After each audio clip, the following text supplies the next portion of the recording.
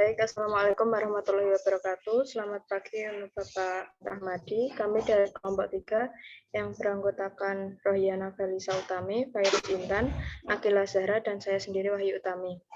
Di sini kami mohon izin untuk mempresentasikan hasil resum buku dari kami.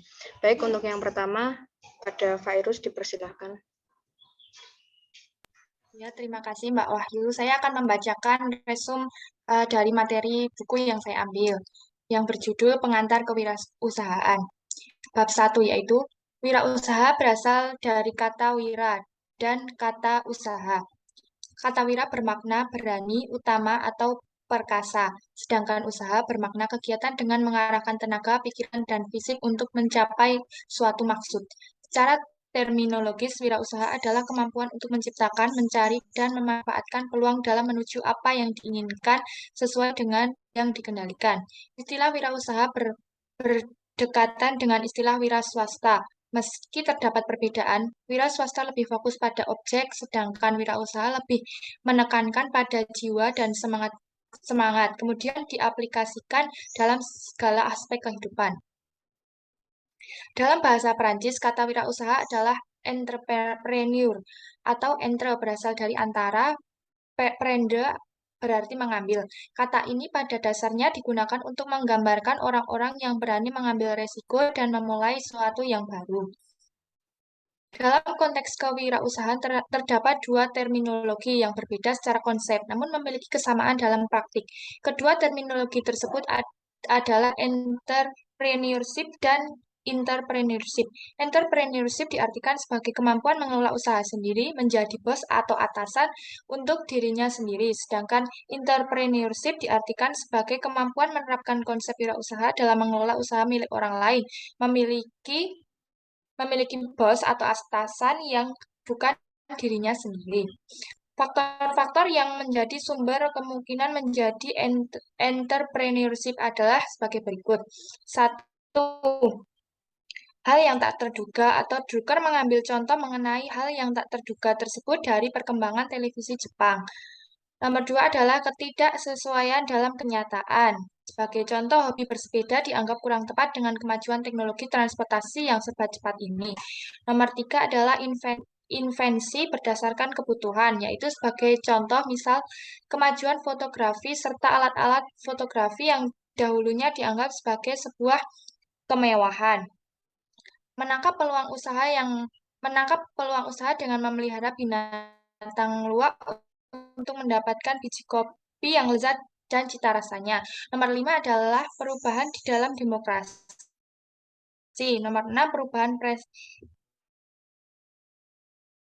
peluang keunggulan dengan menjadi entrepreneur adalah sebagai berikut. Satu, peluang menentukan nasib sendiri. Nomor 2, peluang melakukan perubahan. Nomor 3, peluang untuk mencapai potensi sepenuhnya. Nomor 4, peluang untuk memperoleh keuntungan yang menakjubkan. Nomor 5 adalah peluang untuk berperan besar dalam masyarakat dan memperoleh pengakuan. Nomor 6 adalah peluang untuk melakukan sesuatu yang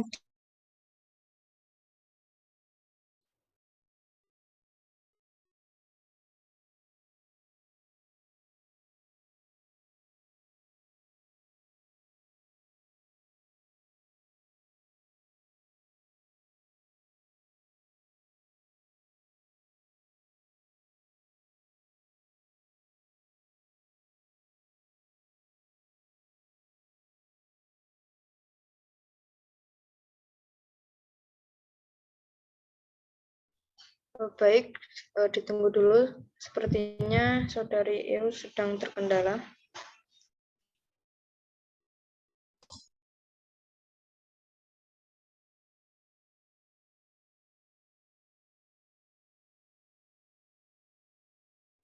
Untuk menghemat waktu, kita lanjut saja kepada Saudari Akila Zahra. Dipersilahkan untuk mempresentasikan hasil resumnya. Terima kasih.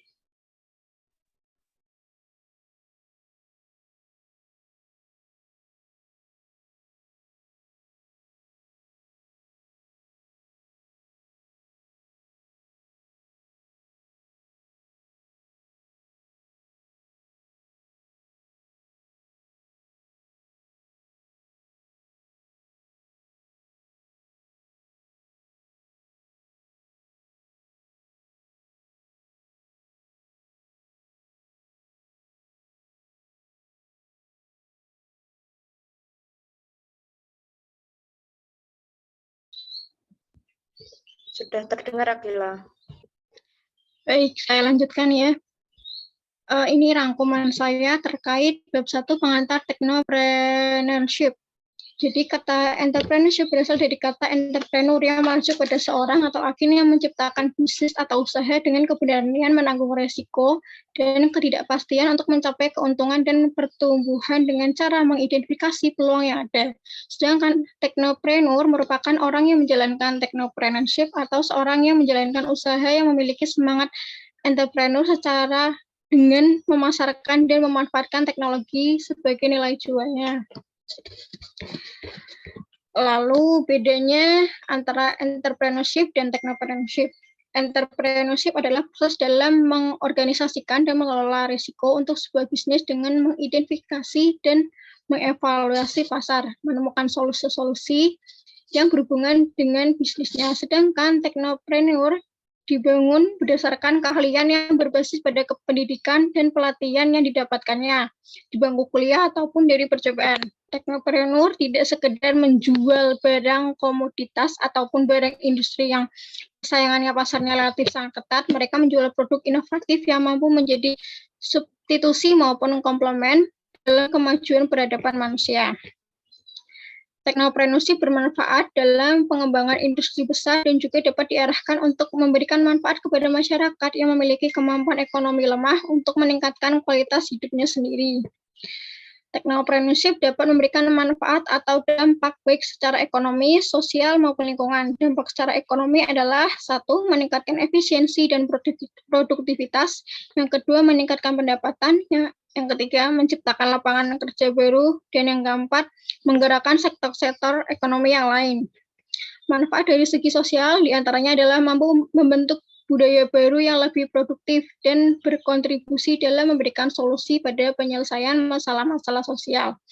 Manfaat dari segi lingkungan antara lain yang pertama, memanfaatkan bahan baku dari sumber daya alam Indonesia secara lebih produktif.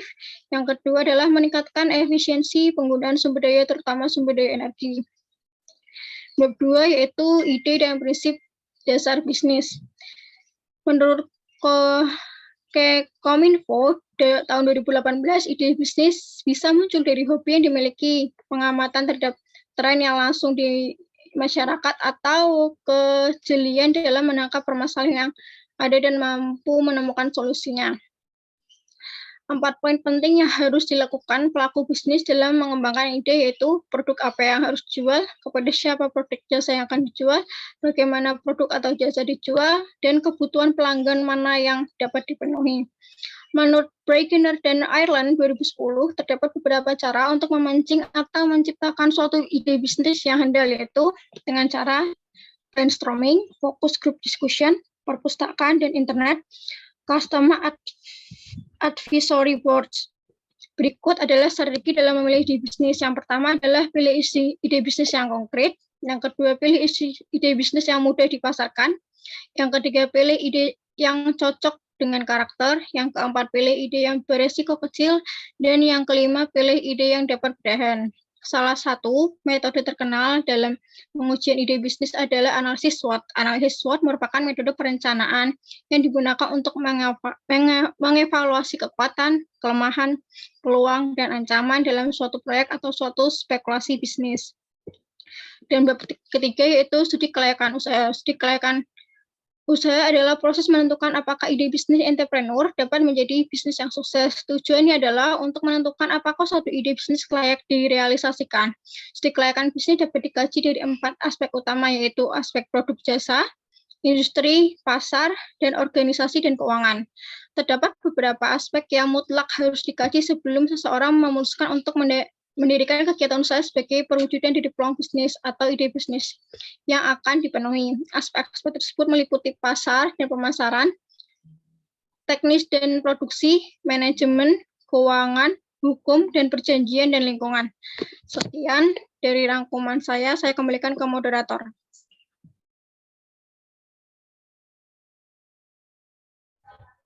Baik, terima kasih Saudari Akila atas presentasinya. Di sini saya memiliki pertanyaan dari presentasi tadi. Tadi disebutkan beberapa manfaat dari technopreneurship. Salah satunya adalah manfaat dari segi lingkungan, yaitu memanfaatkan bahan baku dari sumber daya alam Indonesia secara lebih produktif. Menurut Saudari Akila, bagaimana cara memunculkan ide kreatif masyarakat awam dalam memanfaatkan bahan baku dari sumber daya alam Indonesia secara lebih produktif? Terima kasih.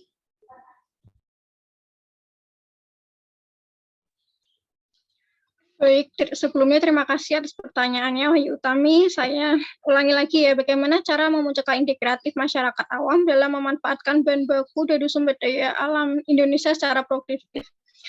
Menurut saya, cara memunculkan ide kreatif untuk masyarakat awam terkait bahan baku dari sumber daya alam yaitu yang pertama, kita dapat belajar atau menganalisis secara langsung kebutuhan masyarakat terkait bahan baku sumber daya alam yang ada di Indonesia. Yang kedua, dengan melakukan percobaan apakah sumber daya tersebut yang kita gunakan dapat bernilai jual jika kita mengubahnya sesuai dengan kebutuhan masyarakat. Yang ketiga, yang paling terpenting adalah harus mengetahui kebutuhan pasar yang menggunakan sumber daya alam Indonesia tersebut. Apakah sesuai dengan Baik, Saudari Akila, terima kasih atas jawaban yang diberikan. Kepada teman-teman yang lain, apakah ada yang ingin menanggapi?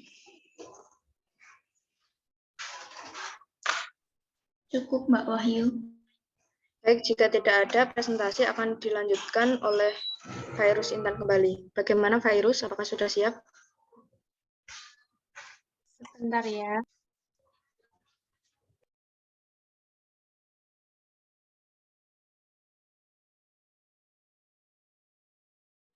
Baik, terima kasih Mbak Wahyu. Saya akan melanjutkan membacakan resum dari hasil resum buku saya. Yang kedua adalah berjudul Strategi dan Inovasi Technopreneurship. Kembali lagi, kata technopreneurship merupakan gabungan dari kata teknologi dan entrepreneurship. Pengertian teknologi sebenarnya berasal dari bahasa Prancis yaitu la technique yang dapat diartikan dengan semua proses yang dilaksanakan dalam upaya untuk mewujudkan suatu secara rasional. Dalam hal ini yang dimaksudkan dengan sesuatu tersebut dapat saja berupa benda atau konsep, bahkan teknologi yang telah menjadi suatu sistem atau struktur dalam eksistensi manusia di dalam dunia. Teknologi bukan lagi sekedar sebagai suatu hasil dari daya cipta dan ada dalam kemampuan dan keunggulan manusia, tetapi ia bukan telah menjadi sesuatu daya pencipta yang berdiri di luar kemampuan manusia, yang pada gilirannya kemudian membentuk dan menciptakan suatu komunitas manusia yang lain. Istilah teknopreneur baru muncul di akhir tahun 1990-an dan mulai booming di tahun 2000-an. Semenjak teknologi internet sudah mulai merambah ke pelosok-pelosok negeri, ditambah lagi dengan eksisnya perusahaan-perusahaan information teknologi atau IT raksasa seperti Microsoft, Yahoo, Google, Apple, dan sebagainya yang perusahaannya mencapai miliaran dolar per bulan. Hingga muncul seorang teknopreneur sejati bernama Bill Gates sebagai orang terkaya nomor 1 di dunia versi majalah Forbes Nova 2015. Amerika Serikat merupakan negara yang berperan penting dalam sejarah teknopreneurship dunia. Silicon Valley, limbah silikon adalah julukan bagi daerah selatan dan San Francisco Bay Area, California, Amerika Serikat. Julukan ini diraih karena daerah ini banyak memiliki perusahaan yang bergerak dalam bidang komputer dan seni konduktor. Berawal dari sinilah banyak cerita sukses tentang teknopreneurship.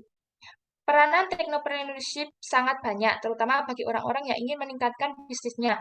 Sesuai inovasi yang dilakukan harus berupa ide-ide kreatif dan terkini pada saat sekarang ini. Teknopreneurship bermanfaat dalam pengembangan industri besar dan juga dapat diarahkan untuk memberikan manfaat kepada masyarakat, memiliki kemampuan ekonomi lemah untuk meningkatkan kualitas hidupnya sendiri. Peran yang begitu besar dari teknopreneurship ini sudah tentu diharapkan dapat mendukung pembangunan berkelanjutan.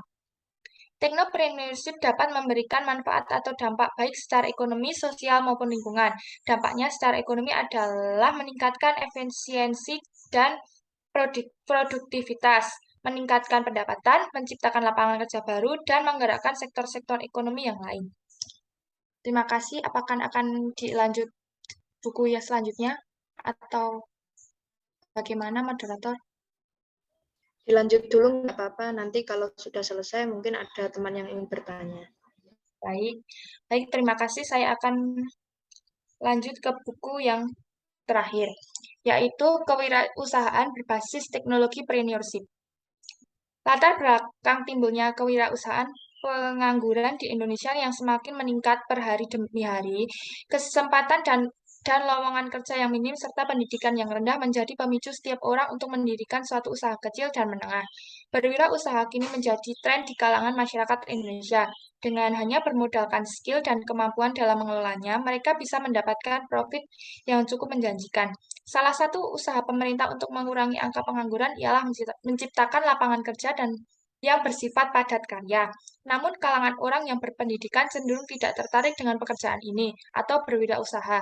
Minat mereka bekerja di kantoran lebih tinggi. Semakin tinggi pendidikan mereka, semakin besar keinginan mereka untuk menduduki kursi kantoran dengan jabatan yang tinggi. Mereka tidak berani mengambil risiko besar bagi berwirausaha. Dalam hal ini, berarti mereka bekerja dengan orang lain, hanya mengandalkan upah atau gaji. Semua alasan itulah yang mendorong seseorang untuk melakukan terobosan baru dengan memilih berwirausaha. Namun pada prakteknya tidaklah mudah untuk memulai suatu usaha. Rasa takut akan kegagalan dan kerugian pastinya selalu menghantui para wirausahawan ketika akan memulai usahanya.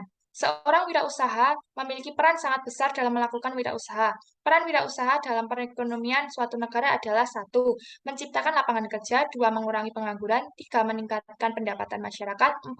Mengombinasikan faktor-faktor produksi, 5. Meningkatkan produktivitas nasional, 6. Mendorong pertumbuhan ekonomi, 7. Mengurangi kesenjangan ekonomi dan sosial, 8. Mendorong terciptanya masyarakat yang adil dan makmur, 9. Menggerakkan kegiatan ekonomi, 10.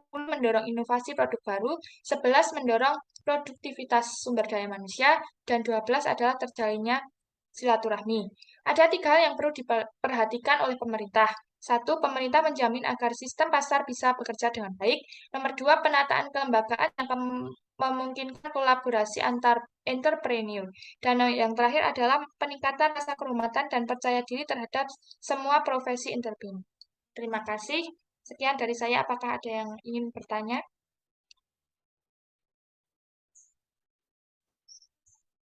Saya izin bertanya kepada Mbak Fairuz. Baik. Tadi ada entrepreneurship dan intrapreneurship. Boleh dijelaskan lagi perbedaan antara keduanya? Terima kasih. Ya, entrepreneurship adalah orang yang memiliki jiwa usaha tetapi juga merelasikan ide-idenya dengan membangun usahanya sendiri. Sedangkan entrepreneurship merupakan orang yang hanya memiliki jiwa pengusaha saja tapi tidak merelasikan ide-idenya dengan membangun usaha sendiri. Terima kasih. Apakah bisa membantu? Baik, terima kasih sudah dapat terjawab.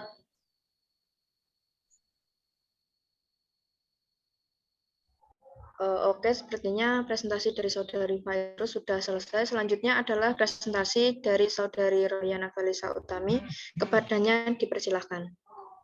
Baik, terima kasih moderator atas kesempatannya. Di sini saya akan mempresentasikan hasil resume saya dari bab 1 buku Startuppedia. Bab 1 yang berjudul elemen membangun sebuah tim. Yang pertama ada menjaga tim. Bagi sebuah startup, tim sangat penting. Para investor akan menghabiskan sebagian besar waktunya untuk menganalisis tim dalam perusahaan. Kualitas tim dalam perusahaan akan menentukan keputusan investor untuk mempercayakan modalnya dalam suatu perusahaan. Menurut Ross Kimbarowski, tim yang baik adalah tim yang bersemangat, fleksibel, dan jujur. Selain itu, sebuah tim juga harus memahami budaya perusahaan dan bersama-sama mewujudkan visi CEO-nya untuk kemajuan perusahaan. Dalam memilih anggota tim, harus memperhatikan kebutuhan perusahaan. Anggota yang dibutuhkan yaitu anggotanya seperti apa. Anggota tim juga harus bisa diandalkan, bekerja keras, dan bisa berbagi selera humor serta visi dengan anggota tim yang sudah ada. Untuk mendapatkan tim yang seperti itu dapat dilakukan dengan cara merekrut teman dari anggota, yang sudah ada sehingga terdapat kepercayaan yang sudah terbentuk. Selain itu, dapat juga meminta rekomendasi dari advisor. Banyak startup di Asia Tenggara yang mengalami kesulitan karena rendahnya akses pada bakat yang mereka butuhkan. Oleh karena itu, fokus pada sumber daya dan riset di tempat bakat yang dibutuhkan adalah hal yang penting. Setiap orang pasti memiliki kekurangan. Lebih baik merekrut orang yang mau belajar berkembang di suatu perusahaan daripada merekrut orang yang sudah menguasai kemampuan di suatu perusahaan. Yang kedua, organisasi. Organisasi penting dilakukan karena yang pertama, untuk mendefinisikan peran dan tanggung jawab masing-masing individu. Yang kedua, organisasi sangat berkaitan erat dengan kesuksesan sebuah perusahaan. Jika organisasi suatu perusahaan saja sudah buruk, bagaimana investor atau pihak luar mempercayai perusahaan tersebut? Yang ketiga, ada tanggung jawab. Pemberian tanggung jawab terhadap masing-masing departemen dalam startup penting dilakukan agar semua departemen dapat berfungsi secara efisien dan efektif. Sebuah startup memiliki 6 anggota inti, yaitu CEO, CTO, CFO, WP pemasaran, CMO, dan CEO yang masing-masing memiliki tanggung jawab. Kemudian ada BOD, Board of Directors. BOD atau Dewan Direksi berperan dalam memilih dan menyarankan CEO, membantu CEO untuk mengembangkan visi perusahaan dan membuat keputusan besar, memastikan perusahaan melewati compliance check, mengesahkan keputusan CIP. Adapun struktur BOD yaitu Ketua Dewan, Dewan Internal, anggota Dewan Eksternal yang terdiri dari investor dan ahli industri. Kemudian ada penasehat. Penasehat sebenarnya tidak dibutuhkan secara legal seperti direksi, tetapi sangat penting untuk memiliki penasehat dengan kriteria spesialis, dengan beragam pengalaman, memiliki koneksi yang bagus dalam industri, bukan yang membuat keputusan bisnis bagi startup, pemegang saham. Alasan penasehat penting untuk perusahaan yaitu kepercayaan, penggalangan dana, jaringan, rencana bisnis, operasional bisnis, dan perekrutan. Kemudian untuk mengembangkan tim diperlukan ekspansi anggota tim yang memiliki tahap yang pertama tahap seed, tahap awal, tahap advance, dan exit. Untuk menguatkan tim melalui perekrutan terdapat beberapa hal yang harus diperhatikan. Yang pertama, menyiapkan perekrutan. Sebelum melakukan rekrutmen, anggota baru akan lebih mudah untuk membuat daftar keahlian dan karakter yang dibutuhkan oleh perusahaan. Kemudian ada cara merekrut. Cara merekrut dapat dilakukan dengan perkenalan dari jaringan pribadi, merekrut melalui inkubasi, merekrut dalam acara tertentu, perkenalan melalui individu berpengalaman seperti penasehat, situs bursa kerja online, dan media sosial. Untuk proses perekrutan ada mendefinisikan kandidat ideal, merekrut, meninjau daftar riwayat hidup, dan wawancara. Kemudian ada kontrak kerja. Saat mempekerjakan seseorang, mereka harus menandatangani kontrak kerja. Memiliki kontrak kerja sangat penting agar kita memiliki hubungan yang sehat dan tidak dibebani masalah dengan karyawan baru. Dalam membuat kontrak kerja, pembatasan media sosial diperlukan karena penggunaan sosial media dapat berdampak negatif dan positif. Kemudian ada outsource. Dalam beberapa kasus, perekrutan anggota baru bisa jadi tidak diperlukan. Penggunaan outsourcing dapat membantu menjaga agar tim tetap dalam jumlah yang kecil dan berfokus pada pengembangan produk. Untuk buku yang kedua yaitu buku Kewirausahaan Dasar dan Konsep. Yang pertama ada pengertian wirausaha. Wirausaha atau entrepreneur adalah orang yang memiliki kemampuan melihat dan menilai kesempatan bisnis, mengumpulkan sumber daya yang dibutuhkan guna mengambil keuntungan daripadanya serta mengambil tindakan yang tepat guna memastikan kesuksesan. Kemudian ciri-ciri wirausaha, yang pertama berani dan memiliki daya kreasi, berani mengambil risiko, memiliki semangat dan kemauan keras, memiliki persepsi dan analisis yang tepat, tidak konsumtif, memiliki jiwa pemimpin, berorientasi pada masa depan. Tujuan berwirausaha untuk meningkatkan jumlah wirausaha yang baik, meningkatkan kesejahteraan dan kemakmuran masyarakat dan negara, ikut serta dalam menumbuhkan dan mengembangkan serta orientasi kewirausahaan yang kokoh, menyebarluaskan dan membuat budaya ciri-ciri kewirausahaan di sekitarnya, terutama dalam masyarakat, kemudian mengembangkan dalam bentuk inovasi dan kreativitas agar tercipta dinamika dalam kewirausahaan atau dunia bisnis sehingga kemakmuran dapat tercapai. Untuk bertahan hidup, setidaknya sebuah bisnis mendapatkan uang untuk menutup bebannya. Bisnis yang didukung dari keuangan terbaik tidak dapat bertahan sebagai bisnis apabila bebannya tidak dapat ditutup.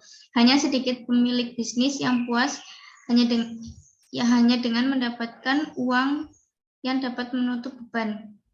Mereka juga ingin memperoleh laba dari bisnisnya. Sebuah bisnis harus berbentuk entitas legal, namun banyak calon wirausahawan berpikir bahwa sebuah bisnis tidak harus menjadi sebuah perseroan.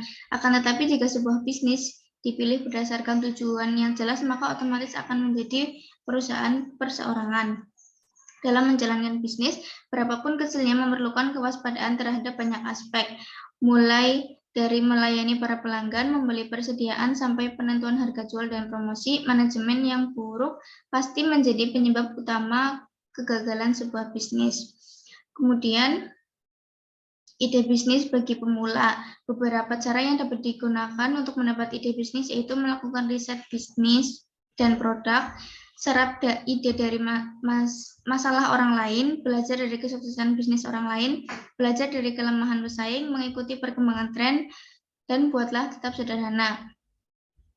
Kemudian untuk sumber ide bisnis ada dari hobi, keterampilan dan pengalaman pribadi, waralaba, media massa, pameran, survei, keluhan, dan brainstorming. Karakter dari peluang usaha yang bagus yaitu permintaan yang nyata, pengembangan investasi, kompetitif, mencapai tujuan, ketersediaan sumber daya, dan keterampilan. Mengidentifikasi dan menilai peluang usaha pada intinya menemukan risiko dan hasil atau imbalan yang menggambarkan beberapa faktor seperti kondisi industri dan pasar, lamanya masa pulang produk, tujuan pengusaha dan kompetensi yang dimiliki pengusaha, pengelola tim, persaingan, modal, teknologi, dan sumber daya, serta kondisi lingkungan. Kemudian untuk buku yang terakhir yang berjudul Kewirausahaan, Kiat Sukses Menjadi Wirausaha. Pengertian wirausaha. Wirausaha berasal dari kata wira dan usaha. Wira memiliki arti pejuang, pahlawan, manusia unggul, teladan, berbudi luhur, gagah, berani, dan berwatak agung. Usaha berarti perbuatan amal, berbuat sesuatu. Kemudian ada etika wirausaha. Etika wirausaha secara umum yaitu sikap dan perilaku seorang pengusaha harus mengikuti norma yang berlaku dalam suatu negara atau masyarakat. Penampilan yang ditunjukkan seorang pengusaha harus selalu apik, sopan, terutama dalam menghadapi situasi atau acara-acara tertentu. Cara berpakaian juga harus sopan. Cara berbicara juga harus mencerminkan usahanya sopan, penuh tata krama. Gerak-gerik pengusaha juga menyenangkan orang lain. Kemudian untuk etika atau norma yang harus dimiliki oleh setiap pengusaha yaitu kejujuran, bertanggung jawab, menepati janji, disiplin, taat hukum, suka membantu, komitmen, dan menghormati, kemudian mengejar prestasi. Untuk tujuan dan manfaat etika wirausaha, beberapa tujuan etika yang selalu ingin dicapai oleh perusahaan yaitu untuk persahabatan dan pergaulan, menyenangkan orang lain, membujuk pelanggan, mempertahankan pelanggan, membina dan menjaga hubungan. Manfaat kewirausahaan, menambah daya tampung tenaga kerja, generator pembangunan lingkungan, memberikan contoh bagaimana harus bekerja keras, berusaha mendidik karyawannya menjadi mandiri, disiplin, tekun, dan jujur, berusaha mendidik masyarakat agar hidup efisien, tidak foya-foya, dan tidak boros. Kemudian seorang wirausaha harus memiliki beberapa sikap, yaitu kreatif dan inovatif, bekerja tekun, teliti dan produktif, mampu berkarya berlandaskan etika bisnis yang sehat, mampu berkarya dengan semangat dan kemandirian, memecahkan masalah. Kemudian selain sikap, perilaku juga diperlukan, yaitu memiliki rasa percaya diri, berorientasi pada tugas dan hasil, pengambil resiko, keorisinilan, berorientasi pada masa depan.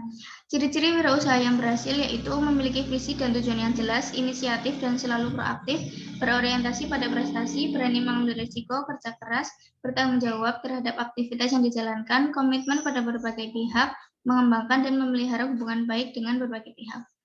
Sekian dari saya. Apakah dari teman-teman ada yang ingin bertanya? Baik, saya akan bertanya kepada Saudari Rohyan. Saya Feristan Amalia ingin bertanya, apa yang Anda lakukan atau wujud tanggung jawab Anda dalam membangun sebuah bisnis? Terima kasih. Baik, terima kasih atas pertanyaannya. Wujud tanggung jawab wirausaha itu ada 4. Yang pertama terhadap konsumen, yaitu menyediakan produk yang sesuai dengan pesanan konsumennya.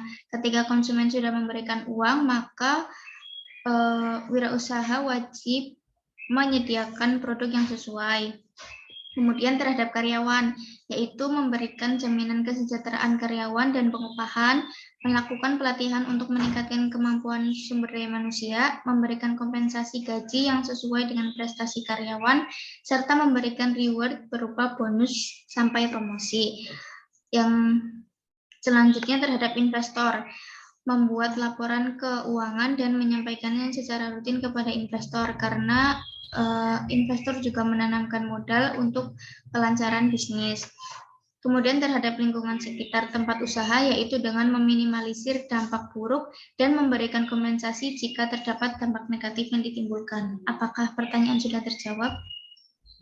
Sudah, terima kasih. Baik, terima kasih. Saya kembalikan kepada moderator. Baik, presentasi dari Saudara Rohyana telah selesai. Selanjutnya yang terakhir adalah presentasi dari saya sendiri. Di sini saya melakukan tugas resum. Yang pertama, judul bukunya adalah Let's Get Digital. Pada dasarnya, pada buku ini, penulis ini menuliskan tentang kisah seorang penulis dan penyanyi. Perbandingan keduanya, yaitu menulis yang diibaratkan menyanyi adalah bentuk perumpamaan sederhana bagaimana perjalanan karir seorang penulis dan seorang penyanyi. Keduanya memiliki tahapan masing-masing untuk mencapai kesuksesan. Penyanyi maupun penulis, jika ingin meraih kesuksesan, wajib memiliki pikiran bagaimana bisa memanfaatkan kesempatan maupun peluang yang ada untuk kelangsungan perjalanan produknya. Di era perkembangan teknologi yang sangat pesat ini, publikasi produk seperti buku dalam bentuk digital lebih banyak memiliki kelebihan daripada buku cetak. Hal ini dikarenakan buku digital memberikan kemudahan dalam proses pemasarannya, seperti melalui situs-situs website. Situs website ini bisa diakses dimanapun dan kapanpun, sehingga tidak memiliki batas. Buku digital ini juga tidak memerlukan ruang penyimpanan yang banyak. Selain itu, buku digital ini bisa dijual tanpa batas waktu dalam umur hidup dan memiliki kebebasan dalam menentukan harga jual. Pada intinya, pada buku ini, setiap kesuksesan itu memiliki proses masing-masing yang sudah diatur jalannya. Jadi, untuk memulai sesuatu, tidak hanya berfokus terhadap kemampuan yang kita miliki, melainkan tidak melupakan bagaimana kemampuan itu bisa berkembang menjadi sebuah produk yang bisa kita pasarkan atau kita publikasikan, terutama dalam ranah digital. Kemudian untuk buku yang kedua berjudul Startuppedia, Panduan Pembangunan Startup ala Silicon Valley. Pada buku ini menjelaskan tentang bab 1, yaitu elemen membangun sebuah tim. Tim adalah elemen yang sangat penting dari startup. Kualitas tim akan menentukan keputusan investor untuk mempercayakan modalnya dalam perusahaan tersebut atau tidak. Besar maupun kecilnya sebuah perusahaan tetap harus diatur dalam mendefinisikan peran dan tanggung jawab dari masing-masing anggota tim. Dalam keberlangsungan perkembangan perusahaan, tim dari startup wajib untuk diberikan tanggung jawab secara jelas dan rapi, sesuai dengan departemennya. Hal ini demi mewujudkan kebermanfaatan startup secara lebih efisien dan efektif. Selanjutnya, tim merupakan aspek utama dari startup. Dari sudut pandang venture kapitalis, tim adalah elemen yang paling penting saat menentukan apakah investor akan berinvestasi atau tidak, dan juga tim adalah satu-satunya aset nyata yang dimiliki sebuah startup yang masih baru. Dalam pembentukan startup yang sudah berkembang, perusahaan juga perlu melakukan ekspansi tim dan memperkuat startup melalui perekrutan. Menurut founder Silicon Valley, dalam perekrutan karyawan baru, perlu menerapkan prinsip yang mempekerjakan orang yang lebih cerdas daripada kita. Begitu juga dengan pertimbangan yang lain seperti pengalaman yang telah dimiliki dari calon karyawan tersebut.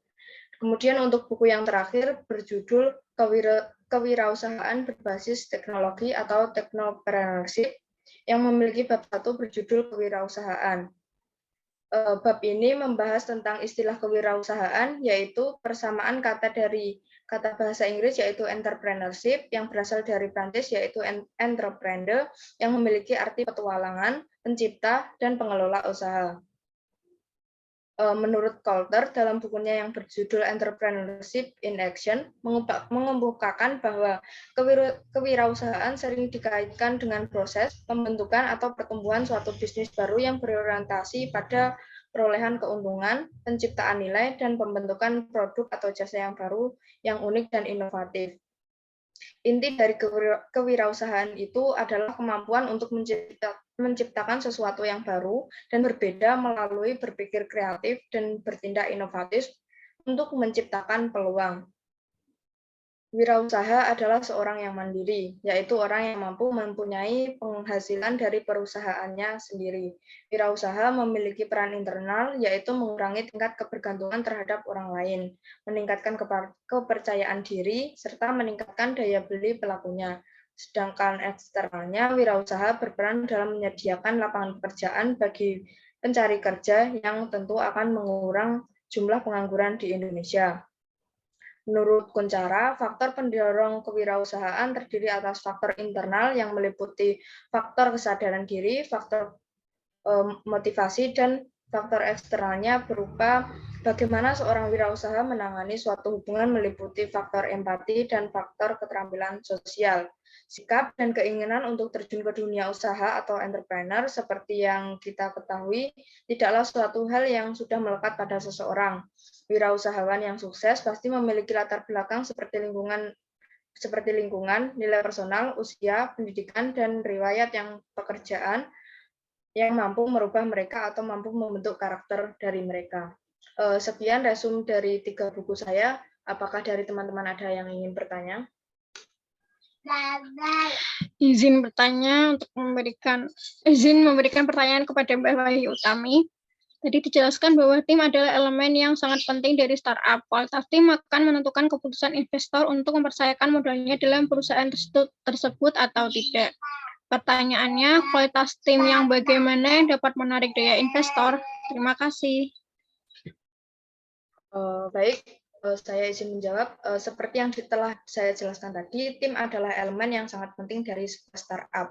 Kualitas tim akan menentukan keputusan investor untuk mempercayakan modalnya dalam perusahaan tersebut atau tidak.